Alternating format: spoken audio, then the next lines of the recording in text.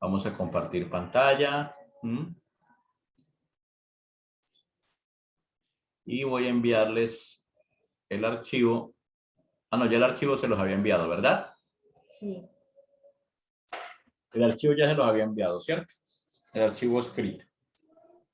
Yo ya acabé de escribirlo, profe. Sí, bueno. ¿Cómo van todos? ¿Ya terminaron de escribir? Sí. Solo me falta la tarea que está al final. Ah, bueno, listo, No, muy ya bien. terminé todo. Ok.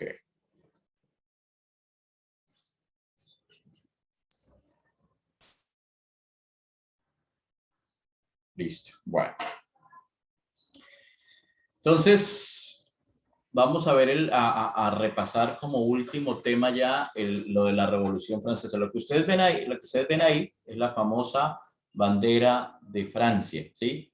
Y quiero que escuchen a continuación, ¿sí? Voy a parar un momentico esta presentación y vamos a escuchar la famosa marsellesa que se dice es el himno más lindo del mundo, ¿sí? Y que narra que se crea precisamente durante la Revolución. Lógicamente voy a ponérsela traducida para que ustedes puedan ver la letra. La marsellesa, subtitulada en español. ¿Listo? De pronto yo le ruego a mi papá para que no me lleve al menos a las evaluaciones. ¿Alguna vez has pensado en venirte para acá a estudiar? A venirse a vivir, perdón, Camila. Señor, es que le escuché pasito. Que si alguna vez han pensado como familia venirse a vivir aquí a Lérida. Uy, no, profe, claro que no. ¿Por qué tan malo? Uy, no, yo no aguanto el calor. Acá donde nosotros vivimos es frito, ya me acostumbré. Ah, sí, obvio. Pero pues es una opción. Sí, es frío. Además que yo no me iría de acá porque aquí es muy lindo. Mira, le voy a mostrar así como de por encima. Sí, a mí me dijeron que tenemos que programar un día ir a Falan, que es muy bonito. Por allá está el carro, bueno, es por allá está la carretera ya para subir, por allá están mis primitas jugando. Es bonito para que un día vengan. Ok. Sí, me han dicho que tenemos que ir porque allá es muy bonito y que es fresquito. ¿Qué pasó? Listo. Bueno. Gracias. Voy a compartirles entonces, escuchemos la famosa marsellesa francesa, el himno nacional de la República de Francia.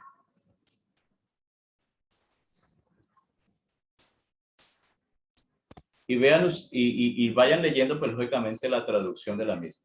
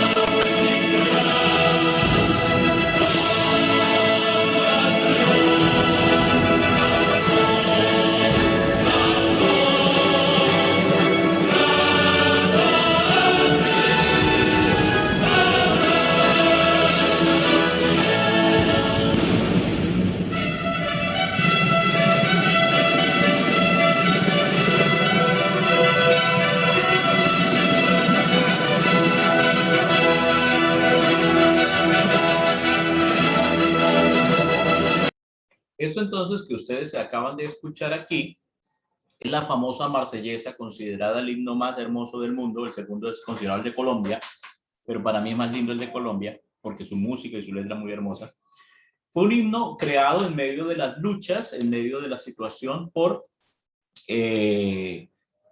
qué? Por la independencia de una nación que sufría bajo el yugo, y tal como lo muestra ahí, los soldados venían a ir a matar, y pues entonces la convocación ciudadana es a liberarse, a poder salir a las armas. Vamos entonces a continuar aquí con la presentación. Sí, entonces como les decía, esta es la bandera francesa, símbolo de los tres elementos: libertad, equidad e igualdad. Listo. Bueno, entonces como ustedes saben, la gente estaba muy descontenta por la situación, y lo único que hacía el gobierno era reprimir a través de la violencia. En Francia existían tres estados perfectamente identificados.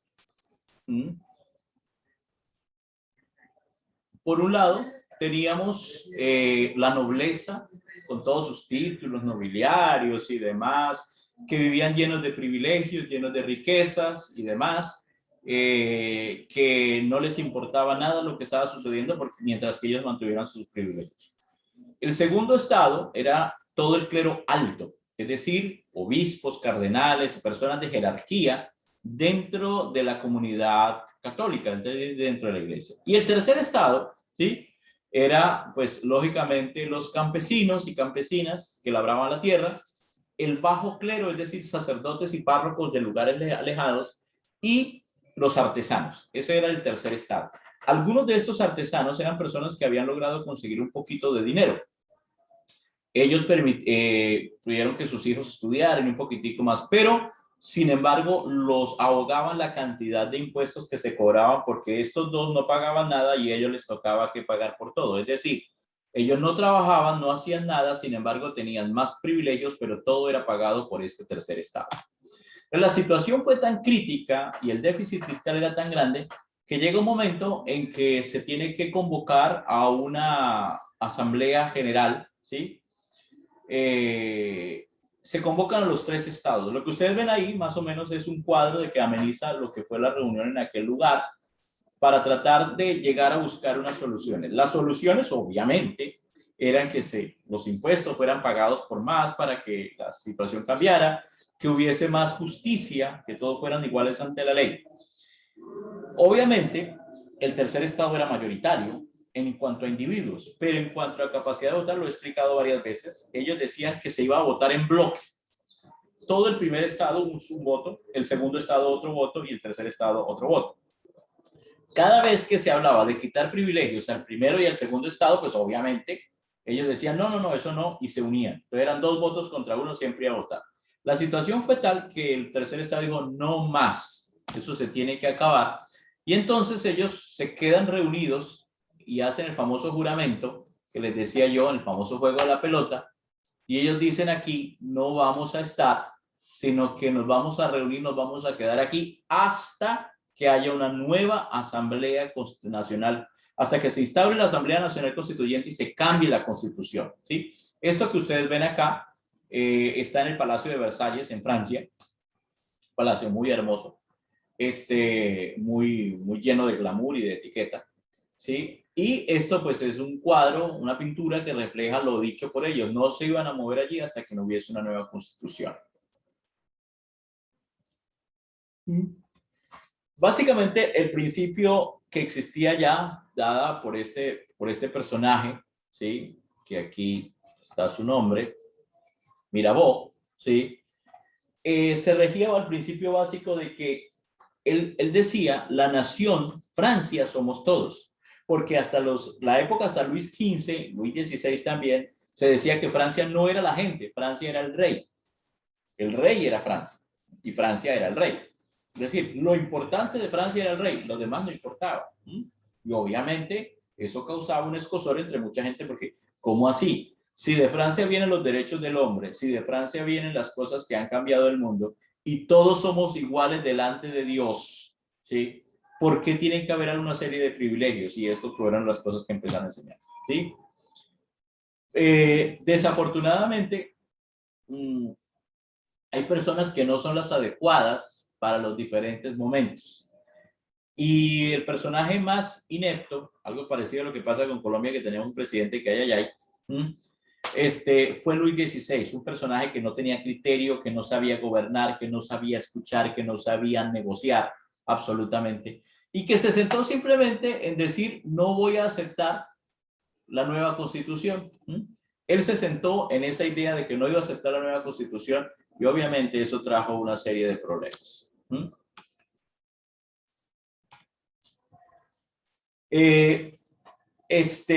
Cuando ya la situación se vio que efectivamente nada, y se empezaron a escuchar rumores de que el Luis XVI estaba alistando su ejército para ir contra la gente, entonces la gente dijo, bueno, nos queda solamente dos cosas por hacer. ¿Profe? O sea que eso todavía existe. Sí, claro. Esto que ustedes están viendo aquí a la izquierda es el Palacio de las Tullerías en París. Que era el sitio donde estaban guardadas las armas en ese momento del ejército francés. Entonces la gente dice, la única manera de podernos defender cuando vengan los soldados, porque ya se escuchaba el rumor de que los soldados estaban, pues ya de por sí estaban en la ciudad para cuidar, pero lo que estaba haciendo en ese momento Luis XVI era reuniendo sus ejércitos que estaban fuera de Francia y fuera de París para traerlos a París a mantener la situación. Es decir, como sacar el ejército.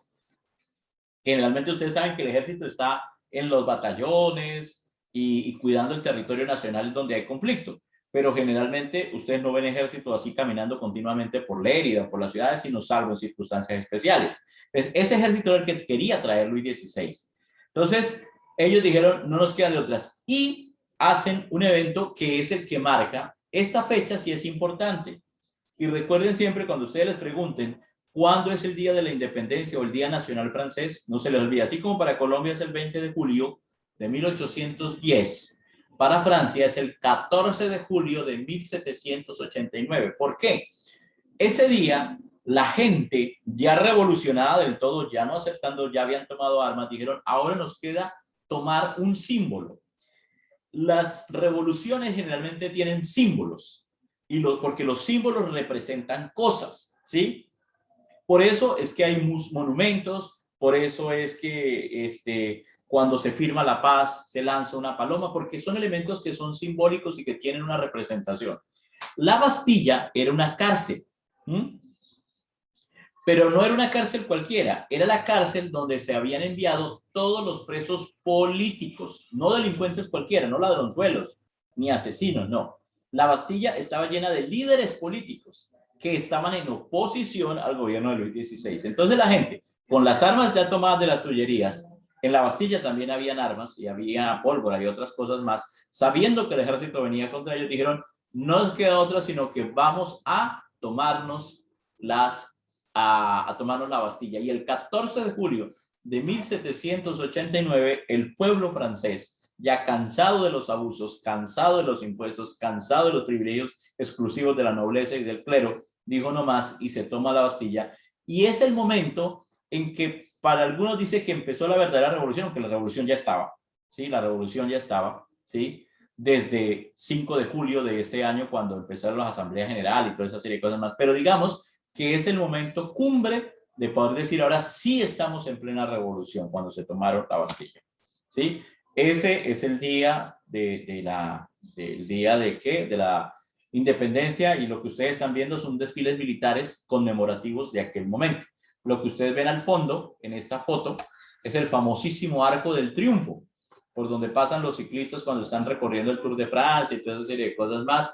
Esto lo mandó a construir Napoleón más adelante, y aquí pues un espectáculo aéreo con los colores de Francia, de la bandera francesa, el famoso azul, blanco y rojo. Muy bien. Ante esta situación, ahora, cuando el pueblo se enteró de que existía una carta, no hay una certeza absoluta, pero unos dicen que sí, otros dicen que no, de que había una carta por la cual Luis XVI no solamente estaba convocando a su ejército, sino convocando a ejércitos, el ejército de Austria. Recordarán ustedes que, ¿recuerdan de dónde era María Antonieta, la esposa de Luis XVI? Ella era Y de austríaca. Austria. Correcto, era austriaca. Entonces él estaba solicitando ayuda al reino de Austria para que con sus ejércitos vinieran. ¿Cómo consideraría el pueblo eso? ¿Cómo creen ustedes que consideraría que Luis XVI estuviera tratando de entrar a un ejército extranjero contra su propio pueblo? ¿Les parecería bueno, regular? Eso era Malo, obviamente. traición, correcto, eso era traición. ¿Cómo es posible que nuestro rey esté considerando traer ejército contra nosotros y de otra nación, no solamente los propios, sino de otra nación? Entonces ahí fue cuando decidieron, no, definitivamente este tipo no hay que hacerlo más, y deciden irlo a detener, y lo detienen y lo llevan, ¿sí? A su propio palacio. Ahora, el concepto de los reyes era bien interesante. Empieza con la época de Carlomagno. ¿Ustedes vieron el imperio de Carolingio el año pasado? ¿No? El rey Carlomagno y todo eso. Bueno. No, señor. Resulta que en Francia existía una tradición bien interesante. Aquí hay ejemplos de otras monarquías. Esta, por ejemplo, la monarquía inglesa. Esta es la monarquía holandesa y aquí por aquí está otras monarquías, ¿sí? La monarquía española. Carlomagno, que fue el originador de la monarquía francesa, fue un tipo analfabeta, pero con una visión impresionante. Él dividió su territorio, ¿sí? En condados, en diferentes zonas para controlar y que le ayudaran a controlar el Estado. De ahí aparecieron los títulos nobiliarios, es decir, los títulos de nobleza, ¿sí? ¿Sí? Los condados eran dirigidos por un conde, ¿sí? Las zonas de frontera por los marqueses, los vizcondes, los duques, bueno, ¿sí? Formó los ducados, los condados y así sucesivamente. Esa tradición de esos reyes se fundó desde esa época en Francia. Pero los reyes de la Edad Media fundamentaban su poder en que era un derecho divino, que Dios los había escogido de ellos. Y por eso tenían el aval de la iglesia. El emperador era coronado por un sacerdote, un obispo, un cardenal o incluso el mismo papa. El caso de Carlomagno. Carlomagno fue coronado por el mismísimo papa. Entonces, ellos decían que por ese derecho divino que ellos tenían privilegios y nadie debería cuestionar su derecho divino y simplemente obedecer, porque era Dios el que los había puesto. Obviamente, una idea falsa. ¿Qué pasa si lo cuestionaba? Pues los mataban. Entonces, los reyes, aquel que cuestionaba o lo mandaban a la cárcel o lo desterraban, lo mandaban para otro lugar del mundo, o simplemente la fácil lo mataba, porque ellos no podían ser cuestionados y su palabra era como palabra de Dios. Por eso es que la gente se les inclinaba, se les agachaba y toda esa serie de cosas más. Contra esas cosas y por mantener esos privilegios fue que se levantó el pueblo. Esta diapositiva nos habla de que todos somos diversos. Pero aunque todos somos diversos, todos debemos ser iguales ante la ley. Nicole, Angie o Camila o Miguel Ángel somos iguales ante la ley. Obviamente, por la edad de ustedes, tienen ciertos privilegios que la ley los tiene por ser menores de edad, por ser niños, por ser personas que todavía deben ser cuidadas por nosotros los adultos. Por eso, si yo le hago algo a Nicole, el peso de la ley debe caerme con todo a mí porque yo me aprovecho de mi condición de adulto contra una menor de edad. Pero cuando ya ustedes sean adultas, ¿sí? Ya tengan más de 18 años, Nicole, Angie, Camila y Miguel Ángel tendremos los mismos deberes y los mismos derechos ante la ley, sin importar si soy gordo, flaco, blanco, negro, alto, costeño, llanero, santanderiano, tolimense, lo que sea. Todos somos ciudadanos de un estado. En un estado no pueden haber ciudadanos de primera y de segunda categoría, desafortunadamente los hay, pero no debería ser así. Esto era básicamente lo que defendían los franceses, ¿sí? Entonces, a raíz de que ya ahora no hay rey, entonces se necesita un gobierno. Y entonces se creó la convención, es decir, un grupo de ciudadanos empezaron a gobernar porque pues ya lógicamente el rey había sido detenido y posteriormente fue le quitaron la cabeza en la famosa guillotina. En la convención se formaron dos grupos, los jacobinos y los girondinos. Los jacobinos eran mucho más radicales, es decir, acabar con todo lo que fuera el rey, la nobleza y todo, y mandaban matar nobles a diestra y siniestra simplemente por el hecho de ser nobles. No quiere decir que eran inocentes, no quiere decir que no, según el concepto revolucionario, podrían ser juzgados y muertos, pero toda persona tiene derecho a ser juzgado y a ser condenado o a ser absuelto de acuerdo a las pruebas que existan, ¿sí? Por ejemplo, voy a utilizar aquí, imagínense que Nicole tiene este tarrito de agua, ¿m? Y entonces simplemente imagínense que sacaran una ley que todos los que tienen un tarro de agua, ¿sí? Tienen que ser golpeados por la persona que los vea. Pero dirían, bueno, ¿cuál es la lógica de esa ley? No, es que agua no se debe cargar porque hay coronavirus. Pero si es que da sed, da calor y toda esa serie, es una ley absurda. Entonces se empieza la persecución por una ley absurda que no tiene sentido y simplemente los que estamos en el poder, en este caso yo, golpeo a Nicole y a todo aquel que vea porque tienen un tarro de agua. Eso es una ley totalmente absurda. Los girondinos, al contrario, eran un poco más mesurados.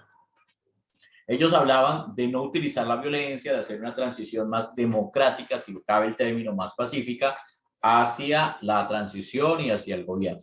Entonces, como los jacobinos tenían la policía en ese momento de su lado, empezaron a acabar a los girondinos porque el único que podía establecerse era uno solo. Y aquí tenemos el caso de esos tres personajes que fueron fundamentales. El famoso periodista Marat, ¿se acuerdan ustedes que lo asesinaron en una bañera? ¿Se acuerdan? Que era un tipo extremista, o sea, usted simplemente por decir no o sí a algo que presentaban los jacobinos y que medio él oliera, que era una persona que oliera, ni siquiera supiera, oliera, que era una persona que posiblemente estaba en contra, o simplemente no le caía bien, lo colocaba en una lista y esa persona era asesinada. ¿Se acuerdan el video? De cuántas personas eran asesinadas diariamente, simplemente porque este personaje llamado Marat decía, ese no es amigo de la revolución, debe morir. Y eso pasa continuamente en todos los países. Si ustedes se han dado cuenta, en Colombia ha pasado, en Cuba está pasando en este momento, en Venezuela ha pasado, en Estados Unidos, en cualquier parte, ¿sí? ¿Y qué se utiliza? La prensa, porque la prensa tiene un poder grandísimo. Ustedes han escuchado, han visto noticieros, ¿verdad? Sí. Claro, profe. Y a veces en los noticieros dicen unas cosas que si ustedes no leyeran un poquitico más se las creerían como ciertas. Yo siempre he utilizado este ejemplo y lo utilizo porque realmente me causó muchísima risa de ver lo que dijeron allí. Cuando el señor Gustavo Petro era alcalde de la ciudad de Bogotá, él dio una entrevista en la que dijo que una de las zonas donde más se robaban celulares era el centro de Bogotá. Y se descubrió, según él decía en ese momento, que una de las razones por las cuales había muchos robos de celulares es que la gente hacía esto estando en el centro de Bogotá. Andaban con el celular aquí puesto, se descuidaban un poco de su entorno y alguien llegaba y se lo rapaba y se lo llevaba. Como pues lógicamente puede ser cuando usted va hablando descuidadamente y no se da cuenta de que alguien se le está acercando, pasa corriendo, le rapa el celular y se lo lleva. Él dijo eso y que la gente debería evitar, escúchenlo, evitar hablar en la calle para de esa manera evitar que lo roben. ¿Qué les parece a ustedes esa medida? De dar esa recomendación, ¿mala o buena? Buena. Sí, decirle, tengan cuidado, ¿sí o no? Tengan cuidado. Caracol sacó la noticia y dijo lo siguiente, que Gustavo Petro pensaba abolir hablar por teléfono en público. ¿Sí ven ustedes la distorsión de las cosas? Él hacía una recomendación para evitar robos. Los otros lo tomaron y dijeron que es que él iba a imponer obligatoriamente que la gente no podía hablar por teléfono en público. ¿Sí ven cómo la prensa dice una cosa y distorsiona lo que está diciendo una persona? Y así sucesivamente, eso continuamente viene haciendo, ¿sí? Por eso, cuando se da una entrevista hay que tener mucho cuidado realmente lo que le dicen a uno. Entonces, este personaje era el más extremista. El otro extremista, durante el régimen del terror fue el famoso Robespierre, el incorruptible. Él era el único que tenía la razón. Ustedes saben lo peligroso que son las personas que se creen que son las únicas que tienen la razón, ¿no? Él decía que no, que absolutamente la única forma de hacer revolución era como él decía al principio, y ustedes lo vieron en el video, él hablaba de que las cosas deberían hacerse tranquilas, sin violencia, pero cuando vio que la violencia era una excelente arma para obtener poder, la utilizó. Y el intermedio era el famoso señor Danton, que fue el verdadero creador de la revolución, pero la revolución ideológica. ¿Quién lo mandó matar? Robespierre.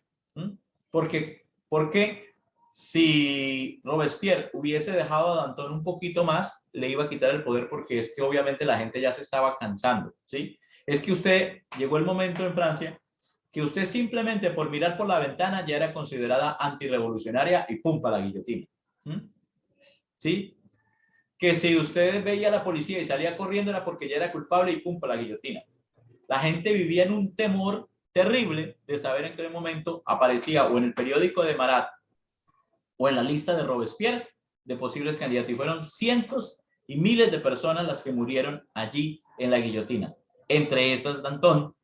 Marat no murió en la guillotina, sino que fue asesinado en una bañera porque creía que con eso se iba a calmar la cosa. Y Robespierre, que tenía una capacidad de discurso impresionante, que hablaba muy bien y que precisamente por eso le dispararon en la boca para que no pudiese hablar, y terminó también en la guillotina. Es la situación, el régimen del terror que se da en Francia durante esos aproximadamente, algunos dicen 5 años, 7 años, 8 años. Sí, fue impresionante la cantidad de muertos, tanto en París, que era la sede de la revolución, como en toda Francia. Fue impresionante, había una anarquía total, se mataba simplemente por gusto, era un desorden y un caos total. ¿Sí? Y aquí vemos la famosa Guillot, el famoso señor Guillot, que inventó la famosa guillotina como un elemento, y ahí ustedes ven el accionar, ¿no? ¿No le van a coger así eso? ¿Ah? ¿Ellos no le van a coger esa cabeza?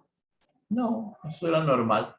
La guillotina era este aparatico, ponían aquí la cabeza y como se ve, ¿sí? Subían y de un momento a otro, por el peso de la gravedad, soltaban la cuerda, la guillotina caía y ¡prum!, le quitaba la cabeza a la persona. Supuestamente fue traído como un elemento de misericordia para que la gente no se muriera más rápido, porque cortarle el cuello a una persona, colgarla en la horca, pues demoraba un poquitico más. Y resulta que en vez de mejorar, lo que hizo fue empeorar, porque la cuchilla de esto cada ratico se desafilaba, como le he dicho, y pues la gente moría, se demoraba, tenían que subir varias veces la guillotina para poner a alguien en la cabeza. La situación era terrible en Francia, los muertos eran a diestra y a siniestra por todas partes. Y había que colocarse un poquitico de eso. En medio de esta circunstancia apareció, bueno, siempre en la historia han habido casos y hechos bien interesantes de personas que han hecho algo diferente en medio de todo eso, y este es el caso de esta mujer que van a ver acá. Actualmente en Inglaterra existe un museo que se llama el Museo Tussauds, en honor de Madame Tussauds. Resulta que Madame Tussauds, al ver la situación de que morían, que simplemente él, por ser noble, mataban a todo el mundo, ella decidió, para conservar un recuerdo de la gente, hacer un museo en cera. Que se le puede pedir 5 minutitos, un momentico para ir a abrir la casa. Sí. Sí. En cera empezó a hacer las cabezas de aquellos que morían guillotinados. Y en honor a esa señora, todavía hoy existe en Londres, cuando ustedes vayan a Londres, van a ir al Museo Tussauds y van a encontrar, además de estas cabezas hechas en cera, esto no es real, ¿no? Así quedaban las cabezas, como un recuerdo. Miedo. ¿Sí? Pero también van a encontrar las figuras de muchos otros personajes que hoy en día, personajes célebres, Cristiano Ronaldo, Messi, Dalai Lama, Buda, Gandhi, y muchos personajes hechos en cera como un recuerdo de lo que fue. Ella lo hizo como una forma de conservar la tradición de algunos, de los recuerdos de los muchos, porque mucha gente moría, los tiraban no habían entierros generales, sino como vieron ustedes aquí en esta escena, los botaban en cualquier parte. Entonces mucha gente quería al menos tener un recuerdo. Y fue así como apareció la idea del Museo Tussauds en Londres, que es un museo de personas ya algunas vivas, otras fallecidas, que se conserva en cera. Entonces, Profe, ¿ya la guillotinaron luego? no, ¿O ya ella murió? alcanzó a escapar. Ella se alcanzó a escapar, ¿sí? A Inglaterra, y desde Inglaterra empezó pues a hacer todos estos moldes, ¿sí? De personas. ¿Tú ir al baño? Ve al baño, señorita. Entonces, fue de esta manera. Preguntas hasta el momento. Bueno, ustedes ya hemos visto el video y ya sabían exactamente cómo se dio aquí las cosas. Bueno.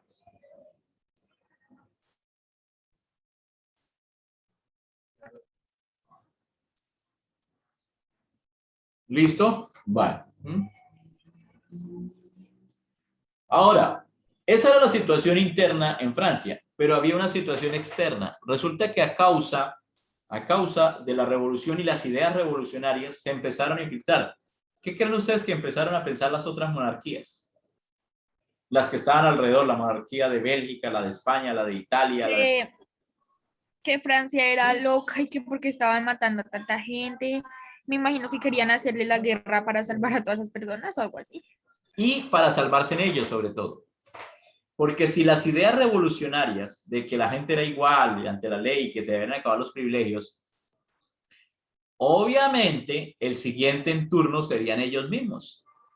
Si esas ideas llegaban a Inglaterra, si esas ideas llegaban a Alemania, si esas ideas llegaban a España, llegaban a Italia y a los diferentes reinos, en esa época no existían reinos así que se llamara el reino de Alemania, sino el reino de Luis. Aquí estamos viendo algunas de esas coronas, miren, el ducado de Varsovia, el imperio austrohúngaro, el imperio de Nápoles, ¿sí? El reino de Nápoles, ¿sí? El reino de Italia, que no era toda Italia, ¿sí? Sino una partecita, el reino de Saboya, Turín, Roma, Córcega, y así sucesivamente. Obviamente iba a causar una serie de problemas. Entonces se alistaron los ejércitos extranjeros para invadir Francia, ya no movidos por el rey Luis XVI, porque ya había muerto, sino para evitar que la revolución llegara a sus propios países. Y es entonces cuando tiene que darse que en medio del caos, se insta a la población a que se armen y se vayan a defender a Francia, pero no de ahora de los mismos franceses, de la corona, sino de las otras coronas que estaban afuera de ellos, ¿sí?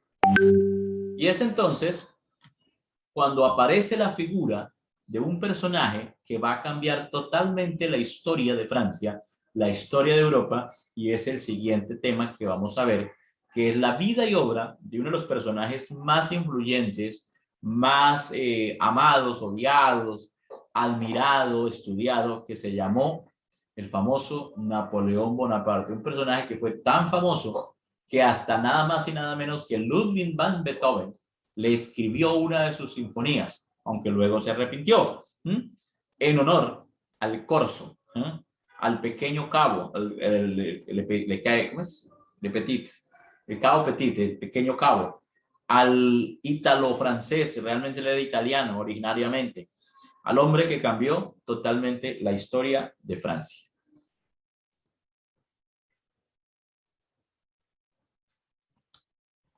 Listo, chicas, ese es, digamos, el tema que quería explicarles. Ya ustedes tienen la unidad y lo que pasó hasta el directorio. Entonces vamos a revisar esa tarea para el día lunes, que ya esté esta hojita completa. Son tres hojitas, ¿verdad? No. Sí, son tres. Profe, o sea que tenemos que hacer una. Usted ayer me había dicho que sería como un resumen. Sí, de las biografías. Entonces, una hoja para cada personaje. No, Camilita, que son 3 hojas lo que tenían que escribir aquí esto. Bueno. Esto de la Revolución Francesa, este documento, no lo estoy, perdón, qué pena. Pensé que lo estaba compartiendo. Este documento que ayer estábamos leyendo, ¿sí? Este documento que va a ser con el que se va a hacer la evaluación son de 3 paginitas solamente. Y las biografías simplemente son un pequeño resumen de la biografía de los 3 personajes más influyentes durante la Revolución, que fueron Robespierre, Danton y Marat. ¿Mm? Sí, más o menos de la tarea, ¿cuántas hojas hay que hacer? No, cantidad de hojas no. La tarea es simplemente hacer un breve resumen de las biografías de los personajes. ¿Mm? Ah, bueno. No tengan que colocar tanto.